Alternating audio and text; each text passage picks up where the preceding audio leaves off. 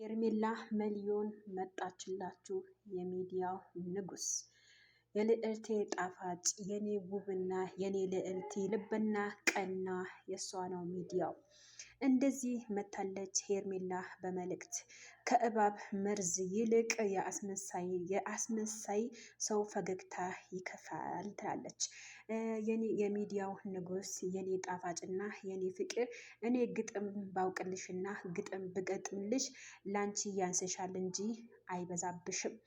ትልቅ መልእክት ነው። ምን ማለት እንደፈለገች ማንም ሰው ያውቃል።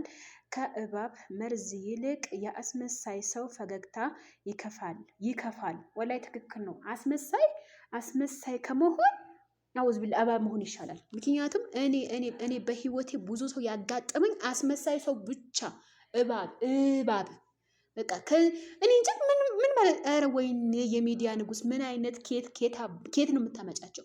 ጥቅሶቹ ይሁን ንግግሮችሽ ይሁን ጸባዮችሽ፣ ቁንጅናሽ ኬት እንዳመጣሻቸው ከፈጣሪ ነው።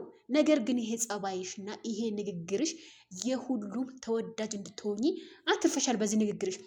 በነገራችን ላይ ሰው አትመኑ በህይወታችሁ ማለት ነው።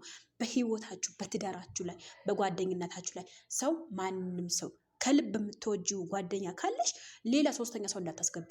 ከልብ የምትወጂው ፍቅረኛ፣ ባል፣ የወለሽበት ልጅ ራሱ ቢኖርሽ ሰው አስመሳይ ሰው አታስገቢ።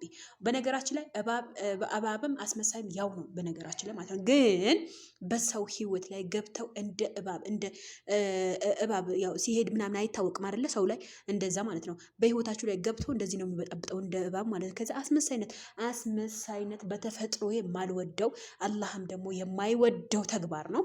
ሄርሜላ የሚዲያው ንጉስ የኔ ልዕልትና የኔ ቆንጆ የኔ ፈገግታ የኔ ውብ የኔ ቾኮሌት ቅኔው ለብዙ ሰው የምትለቂያቸው ነገሮች ትምህርት አለው። በነገራችን ላይ በህይወታችሁ ላይ አስመሳይ ሰው አታስገቡ ብዬ እመክራለሁ። ግን ብዙ አወራሁ እንዴ? አላወራሁም መቼም። እኔ ባወራ ምን እንደምታዳምጡኝ ታውቃላችሁ። ግን እናንተ የምታዳምጡኝ ያላችሁ ብለቅ ራሱ አታዩኝም። እኔ ደከመኝ። ለማንኛውም አንድ ጥቅሱ ልድገምላችሁ። ወላይ በጣም ነው ደስ የሚለው ጥቅሱ።